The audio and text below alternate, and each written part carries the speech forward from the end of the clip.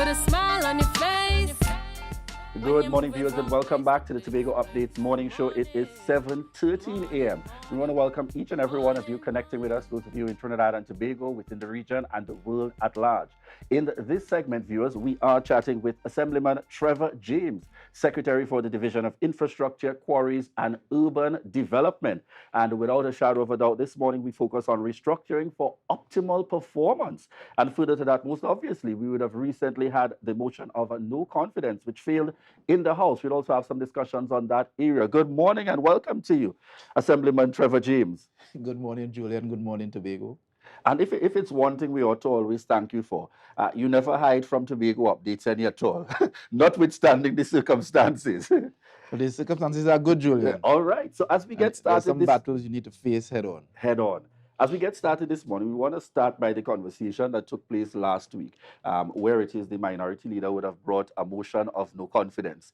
In your usual calm, cool demeanor, you appeared in the House. I was taking it in, and then the opportunity came. Your colleagues joined in collectively, and when persons were calling consecutively, so Trevor not going to say anything, the secretary not going to say anything, you then dived in to present a response. I want you to tell us your thoughts on this motion that was brought against you in terms of no confidence, and what was the ultimate result in terms of it failing in the House.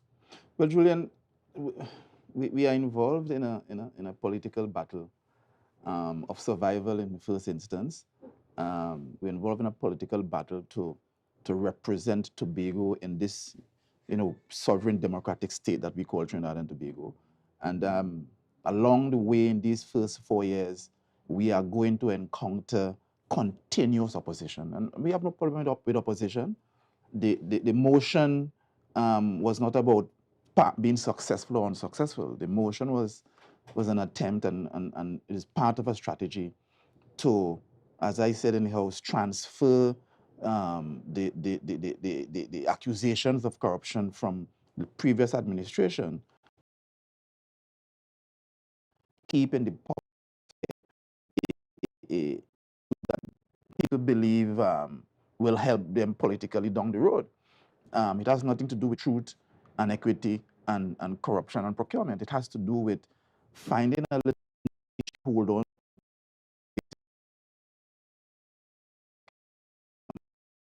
in the House. There are procurement across the world in the Office of the Procurement Regulator as well, which the THA has signed on to as policy in Tobago, that allows us to procure and moved away from that at all. Would you say, because we look at the structure of the Tobago House of Assembly, and I've had the opportunity to sit here, we've had a number of your other colleagues on, that have said blatantly, have to go for Tobago. But you seem to always be the one in focus. Is it a case of heavy is the head that wears the crown? Well, the type of training and experience I have, and the history that I embody, I attempt to think ahead, and in governance, especially in a system that we have in Tobago, and having to survive the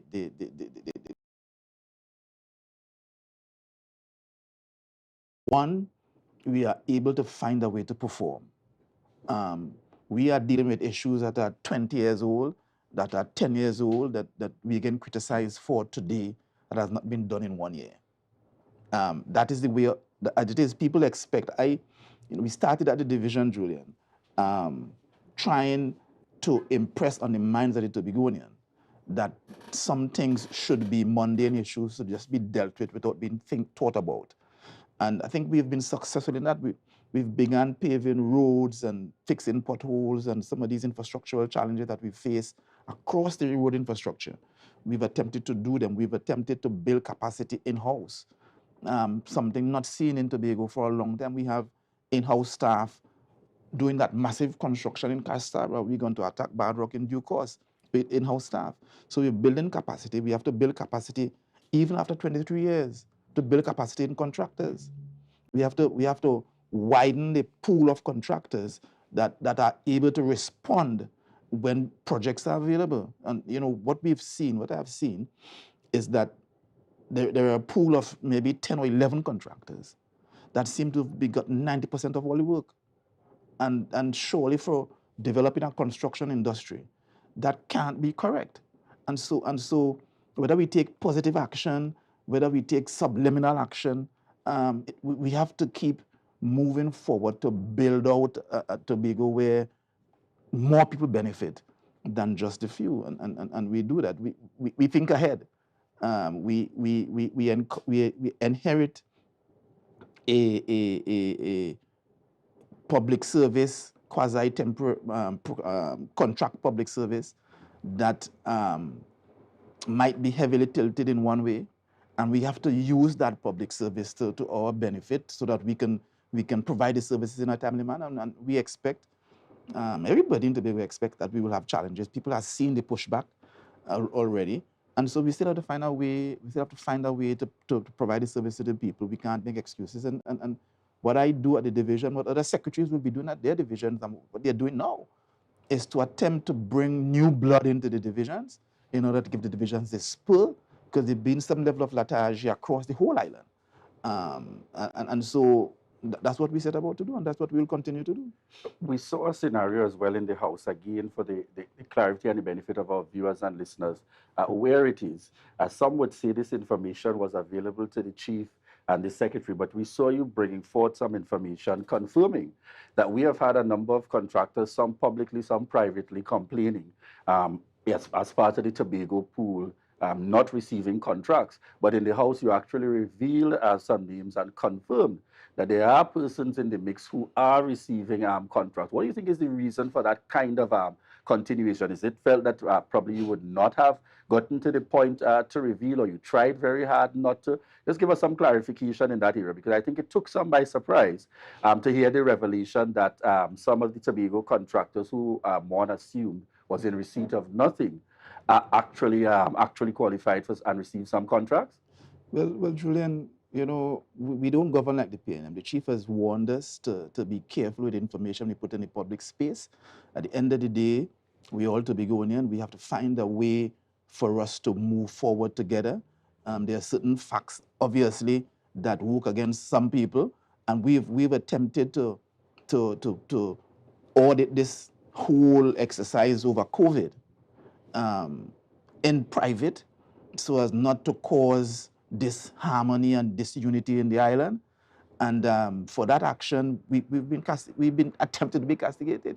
The reality is, of course, that during the 2020 and 2022, when essentially no work was being done, the entire development budget for those 2 years was effectively given to 9 or 10 contractors.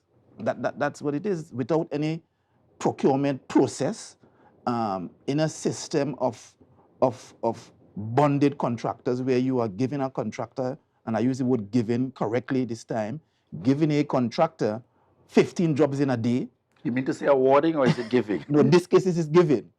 Giving a contractor 15 jobs in a day, another one 20 jobs in a district, all one supposedly without a process. And we've attempted to keep those things quiet. But the time has come when we have to speak out, because I think those on the other side believe that it is the right of a few to cream off everything in this society and leave nothing for the others. How do you respond to the where things have now elevated again with the focus on you? So it's gone beyond the division, and there are now what appears to be personal attacks coming at you. How do you respond to those concerns? When I came into this office, I knew that if I had to perform for the people of Tobago, that my name will be taken through the mud. I've been in the public service, and I've seen how the other side operates. I've seen the victimization. I've seen the attempts to ensure that nobody else get anything but people who support them. And so I understand that is what will happen. But I am at a place where my family is under threat, my property is under threat, my life is under threat, and people go to any lengths to ensure that we don't succeed. I don't know. I don't know if it's a plan for Scarborough, Julian. I don't know if it's the fact that people getting the roads fixed finally, or whether we inspire people to move away some steps in Moriah. You know, there are people in Palatove and Speyside who always believe they couldn't get a road where they live because there were steps going up these hills, and are inspired by that project in Moriah, and they're calling for their roads to get fixed. That is what we wanted to happen, and that is what has happened.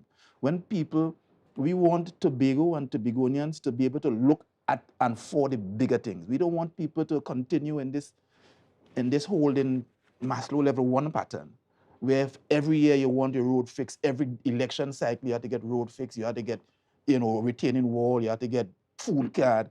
We want people to push politicians and push governments to deliver quickly. We are behind the 8 ball in Trinidad and Tobago. As I said, Trinidad is building a highway to Toco. Imagine that they're building a highway to Toco, and we in Tobago are making noise about infrastructure works in Scarborough. Scarborough is a mess, the port is a mess, nothing comes into Tobago, and we are making noise about potholes getting fixed. And we have to, Tobagonians have to begin to think about how do we build out an economy in Tobago where more people benefit, and not just this cartel of 1%ers that have been developed in Tobago. And we have to support every action that moves the economy along that line. We have, Julian, there's all this talk. We've begun to build capacity within the division. Before we came to office, every major project was being executed by a project management company from Trinidad. They send the worst staff to Tobago who know nothing about anything. Every single project in Tobago, over budget, beyond duration, every single project. And they've been executed by the same pool of contractors.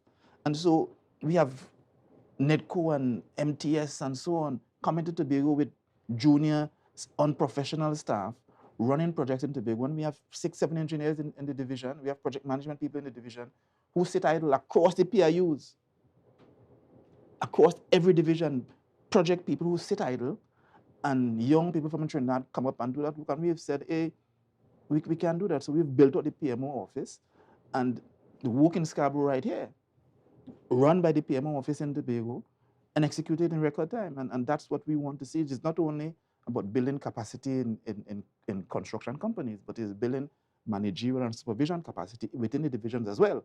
And I think we've been successful in doing that so far. One of the other areas that you spoke to before we move forward with the other area of focus this morning, look specifically at, and I want to quote, the last administration gave out over 600 million in contracts in less than 17 months, with approximately 189 million having been already paid. Where are we going to find the funds to cover these additional costs? Because I would like to assume now that this becomes an obligation of this current administration based on what has been incurred. And then you went on further to indicate contractors are claiming to be sidelined in the current administration, having received, and those who continue to receive under the new THA. The cost stands out here for the simple reason that there appears to be serious excess in terms of funds to be covered here, whether or not this challenge was incurred by the former administration.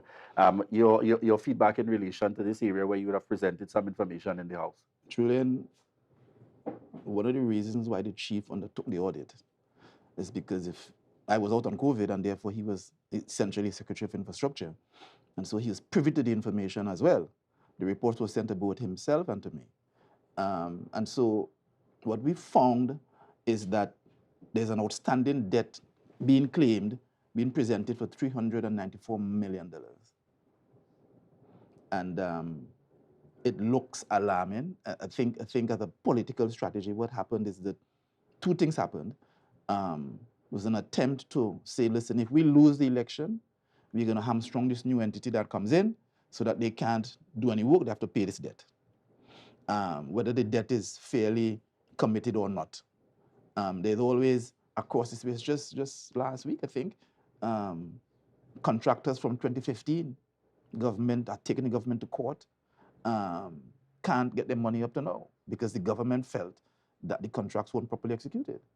And the government has not paid these contractors and that's going through the court process to determine what should actually be paid and what shouldn't be paid. In Tobago, we attempt to do that. I mean, the preliminary audit presented certain information. The chief presented it in the House. Several projects were paid for in full, not executed at all, not even started. That's what the preliminary results said that the chief presented in the House.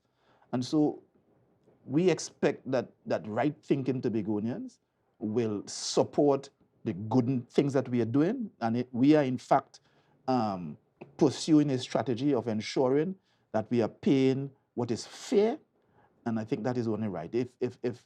If we just give the money away, in this case, just give it away without investigating what has actually happened, then the owners, then we will be not doing our due diligence for the people of Tobago. One of the other things that we ought to look at, the area of focus is restructuring for optimal performance. We have seen a scenario where it is, and I have seen going to the average district meeting, if the chief secretary refers to secretaries based on issues raised 10 times, the secretary for infrastructure is called about 8 out of those 10 times in relation to matters being raised so far in the respective districts. Tell me, based on as you have met it, the resources that exist now within the construct, how do you plan ultimately as secretary to be able to continue to take on what is certainly going to be a challenging task, more importantly, to derive optimal performance to the benefit of Tobago? Well, Julian, we are looking at ways with which we can bring more monies into the Division of Infrastructure.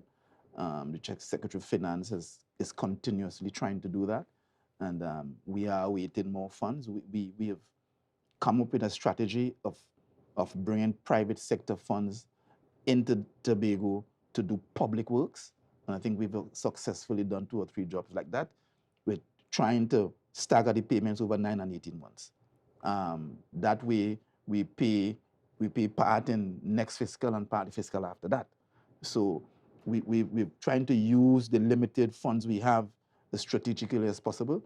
I know there are moves about to bring more private funds into this space, and we will continue to do that. It's the only way we can counter this budgetary constriction that we have. I mean, we've made the point that we've been sold that a nexus between the Tobago government and the Trinidad government is the best thing for Tobago. We've sold out for years. What the reality is that in the last 20 years, we've given up our rights to the 5th schedule items. We have not moved a step forward in our continuum to self-determination.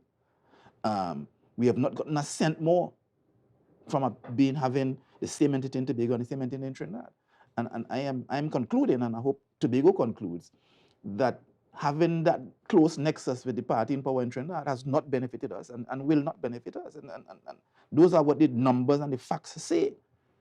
And we have to get to that place where we accept, we are still fighting the age-old war with the government in Trinidad, whose intent is not to live to the spirit of the THA Act and not to give us more, if that's such a term, more autonomy.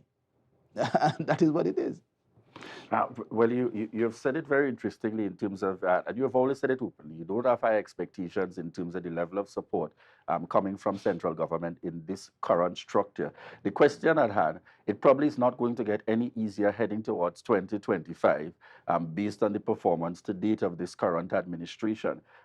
In looking towards optimal performance, how do you see that move forward, particularly in relation to the human resource factor, to be able to deliver? Because it's without question what is requested and required of your division goes far and wide to be able to move us forward as an island.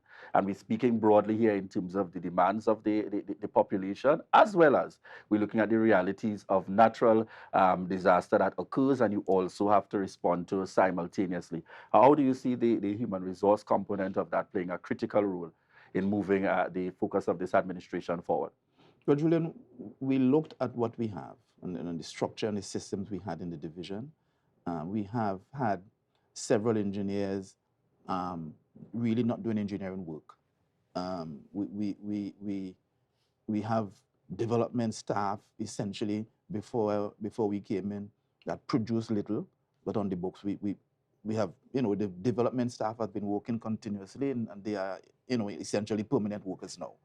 And so we wanted a system where we could bring the benefits of project management, project planning, project execution, and so on to the division, and to use the expertise, the engineering expertise we have on the books in a way that we not only build the capacity of the engineers to perform, but we brought their skill and their training to the planning stages, to the planning of projects. And I think we've successfully done that. We've built out a whole engineering core, and essentially we are asking engineers to do what they have been trained to do, which is to develop designs and concepts and guide the planning and projects from the design stage, to provide site attendance while the works are executed. We are attempting to build the capacity of the development staff and the recurrent staff,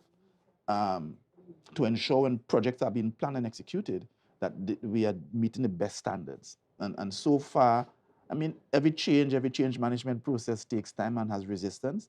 But I think all in all, we are moving in the right direction, and we hope that more staff members buy into the vision, buy into the new concepts that we are trying to bring, and participate in a collaborative way to ensure that the engineering core, the project management office work together to improve the efficiency of the units and the efficiency of the division as a whole.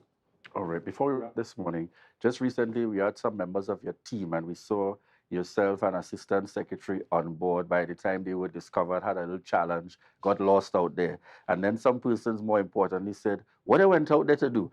Just give us a little clarity. We know we heard references being made in terms of considerations for a new roadway in the area.